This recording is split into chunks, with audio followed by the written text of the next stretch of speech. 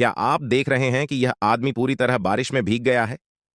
आपको पता है कि वह न केवल वह भीग रहा था, बल्कि फूट फूट कर रो भी रहा था।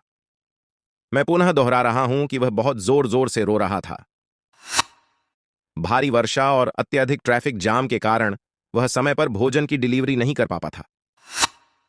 ग्राहक ने यह कहकर भोजन लेने से इनकार कर दिया था कि वह पर्याप्त गर्म नहीं है। उस भोजन की कीमत 3,800 रुपए थी, जो बाद में उसकी सैलरी से कट जानी थी। वैसे मैं सैलरी के बारे में आपको बता क्यों रहा हूं?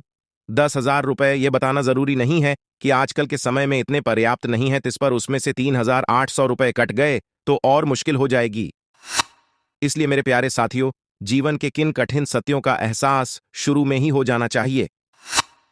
किसी को पीड़ी देने से पहले जरा विचार कीजिए कि आप यदि उस स्थिति में होते तो कैसा लगता। यह कहना आसान है कि यह मेरी समस्या नहीं है, या यह तुम्हारी किस्मत है, मैं कोई मदद नहीं कर सकता। परंतु किसी की स्थिति में खुद को अनुभव करके उसकी मदद करने के लिए अदम्य साहस चाहिए।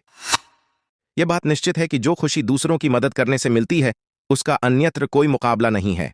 हम दूसरों को उठाकर स्वयं उठते हैं। ये रॉबर्ट इंगरसोल के शब्द है।